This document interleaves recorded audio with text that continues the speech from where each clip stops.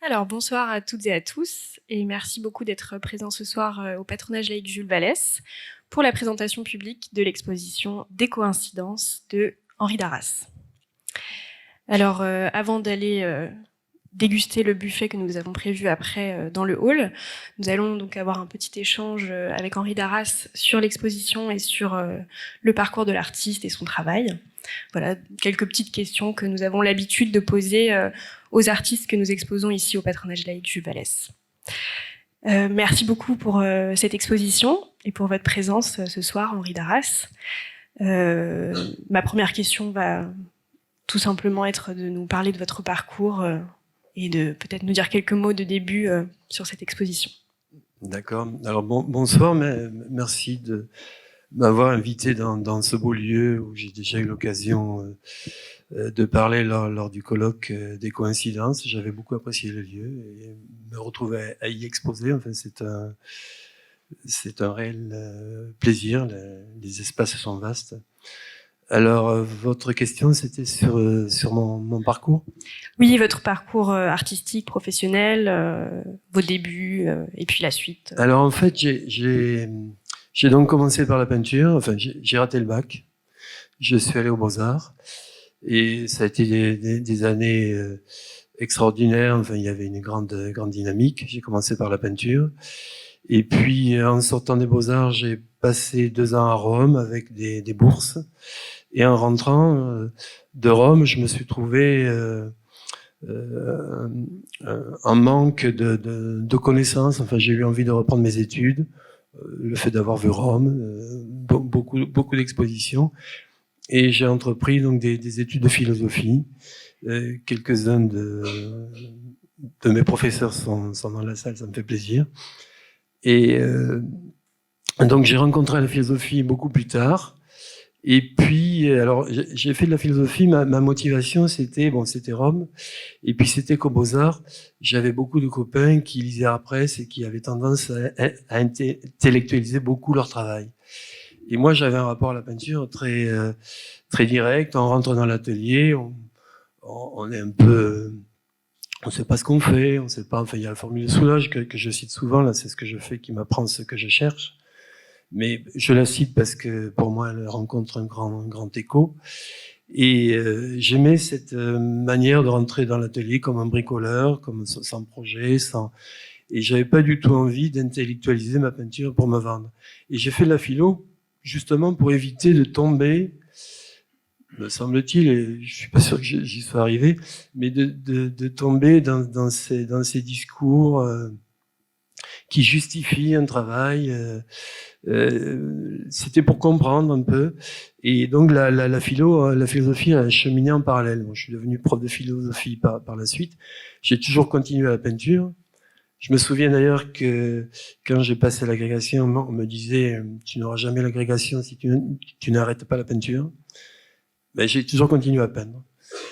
Et bon, j'ai eu l'agrégation par hasard peut-être, mais j'ai maintenu la peinture, c'est important.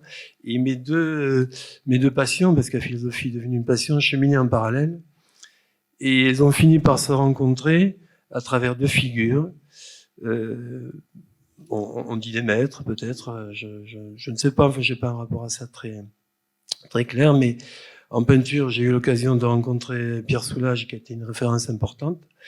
Et en philosophie, j'ai aussi rencontré François Julien. Et ça a été, ces 2 références sont très intéressantes parce que c'est vraiment un tissage de, c'est presque, c'est Pierre Soulages qui m'a amené à François Julien d'une certaine manière.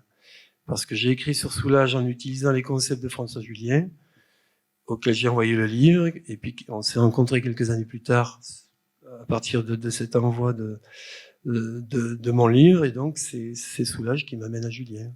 Enfin, pour moi, c'est intéressant parce que c'est vraiment, c'est de cheminement peinture-philosophie, c'était en parallèle et ça a toujours continué comme ça.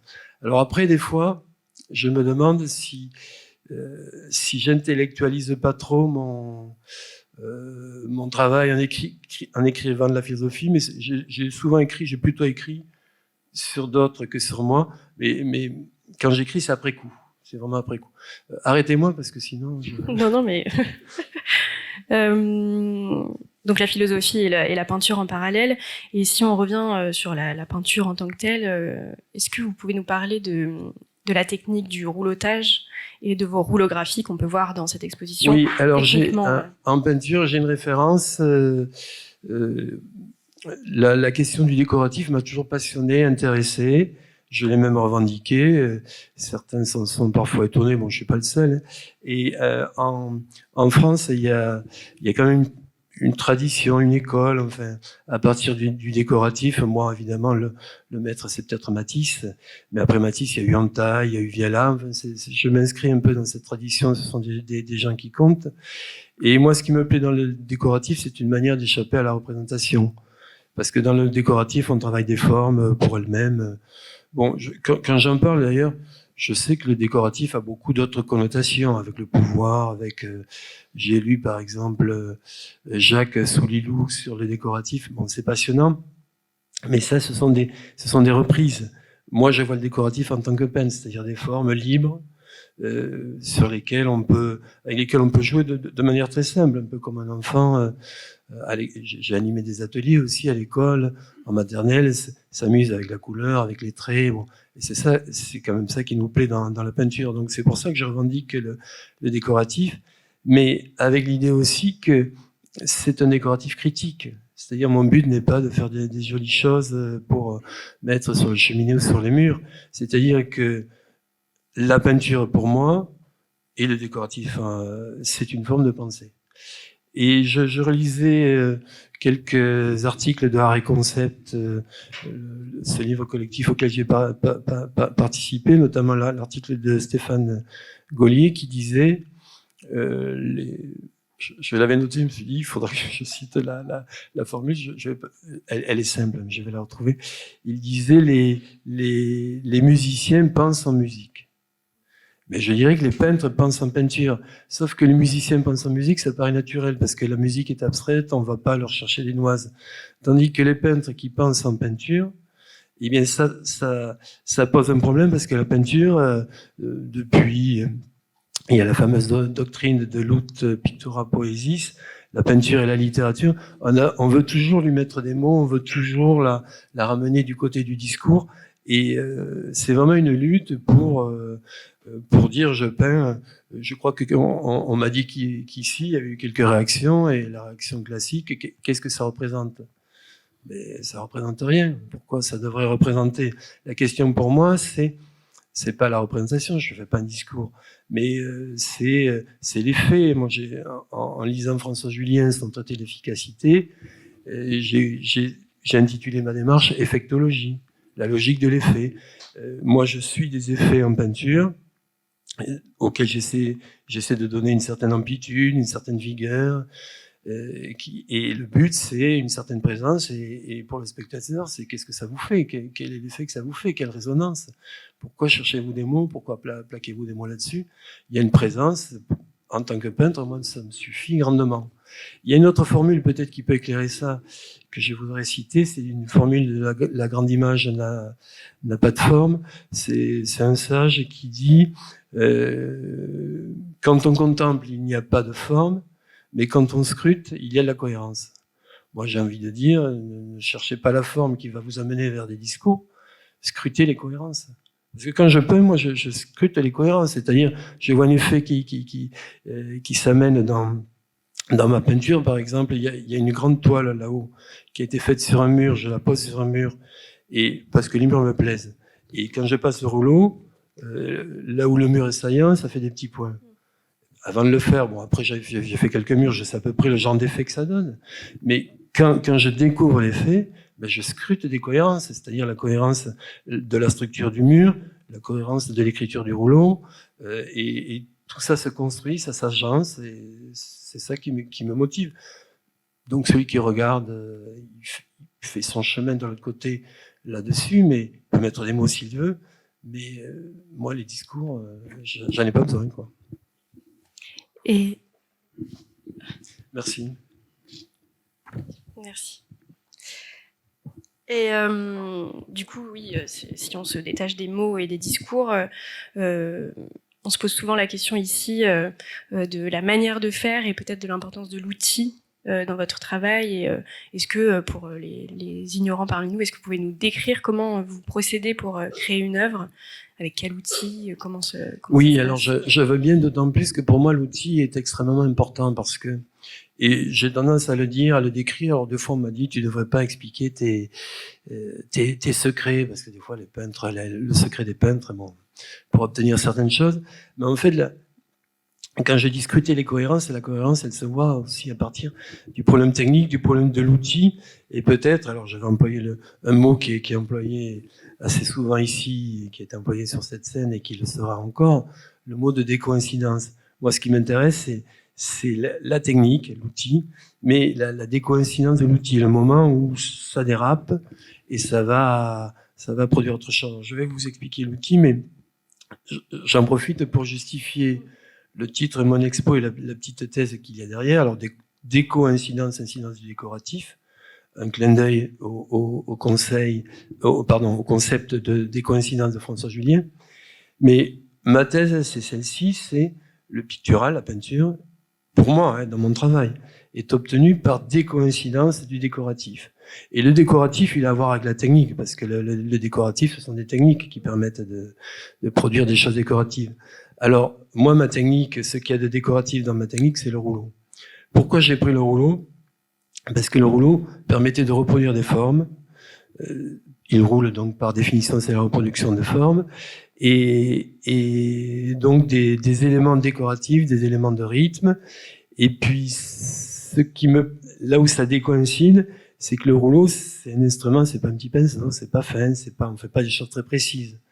Donc, il y a beaucoup de bavures, il y a beaucoup de... Moi, j'appelais ça, avant de connaître la décoïncidence, je l'appelle encore, je parlais d'accidents, je parle beaucoup d'accidents, j'ai écrit mon livre sur la peinture de Soulages, c'est poétique de l'accident. Donc, je travaille au rouleau parce que, comme c'est un outil un peu gros, un outil de maçon, donc, il y a plein de petits défauts, et le jeu, c'est entre les idées que l'on a, parce que bon, j'aimerais, dans l'idéal, en citant la formule de Soulage, qu'il n'y ait pas de finalité dans mon travail, mais il y en a dans l'outil, on a quand même quelques idées, mais avec un outil aussi peu malléable, enfin, pour faire des choses fines, eh ben, les idées, on les rate. Et donc, moi, je passe du décoratif au décoraté, et donc je dis que c'est la décoïncidence du décoratif qui m'amène au décoraté qui produit le pictural. Le décoraté est aussi un concept sur lequel j'écrirai, je pense, un jour, mais qui me plaît bien, cette idée du ratage. Alors, je crois que j'avais mis aujourd'hui sur Facebook une vidéo avec décoraté, et puis quelqu'un m'a dit, c'est pas si raté que ça. Alors je lui dis, mais c'est raté du point de vue décoratif, mais c'est peut-être réussi du point de vue pictural. Parce que le ratage réussite, c'est une dialectique aussi. Alors j'ai pas bien expliqué ma technique. Alors donc je travaille au rouleau, sur une toile libre, et j'ai plusieurs techniques avec le rouleau. Je mets soit des motifs sur le rouleau, c'était des papiers découpés, peut-être en référence à Matisse, je sais pas. Et tout simplement parce que ça faisait des réserves. Alors le rouleau est un instrument assez brut, je cherchais le terme, mais les papiers découpés font des choses assez nettes. Alors j'aime bien ce genre de contraste. Et puis je mets aussi des motifs sous la toile. Ça, je l'ai découvert en peignant, c'est une forme de décoïncidence dans mon travail peut-être. Un jour, j'avais la toile sur des cartons et en peignant dessus, le côté ondulé du carton est apparu sur la toile. Donc j'ai vu qu'en mettant des motifs sous la toile, ça fonctionnait. Et j'ai cherché des motifs assez saillants, et c'est là que j'ai eu l'idée des fers forgés. Alors les fers forgés, ça vient un peu de loin aussi, parce qu'il y a bien longtemps, j'ai fait un inventaire des cloches dans ma région. J'ai monté dans les clochers, j'allais voir les cloches, je devais voir ce qu'il y avait inscrit dessus, repérer les notes de musique, etc. Et puis elles étaient sur des campaniles. Et j'ai toujours été frappé par ces campaniles qui, parfois assez beaux, et qui se découpaient là, comme une ligne noire dans le ciel bleu. Ce sont des formes qui m'ont plu. Après, ça devient familier. Et quand j'ai cherché un motif assez saillant, assez linéaire pour fonctionner avec mon rouleau, j'ai eu l'idée des fers forgés. Et j'ai un ami à 7 qui, Alain Bray, tiens, je vais le citer, comme ça, si voilà, la vidéo sera content. et qui récupère des matériaux d'autrefois, notamment des balcons. Et dans un très beau lieu à Metz, là où il entasse tous ces matériaux, eh bien, il avait plein de balcons. Alors, c'était royal quand j'ai commencé parce qu'il m'amenait les balcons, il me les mettait à plat. Et je pouvais vraiment être à l'aise pour. Donc, mais les balcons sont pas, les fers forgés sont pas un but en soi. Moi, il y a quelque chose qui me plaît, c'est que les motifs, j'aime bien les trouver.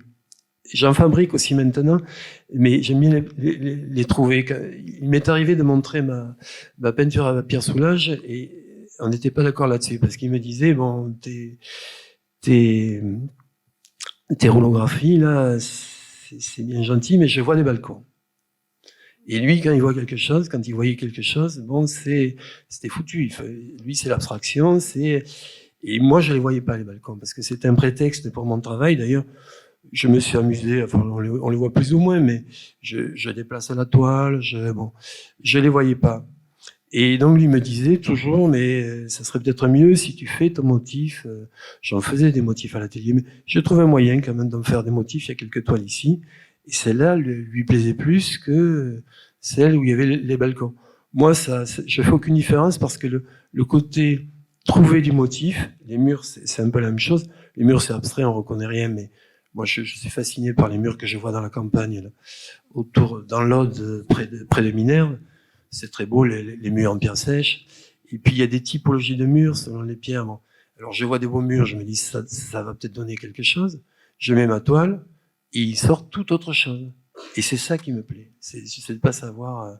Donc, c'est pour ça que les motifs trouvés, un peu comme Marcel Duchamp parlait de ready-made aidés. Enfin, j'ai des roulographies aidées, peut-être. Ça me gêne pas du tout.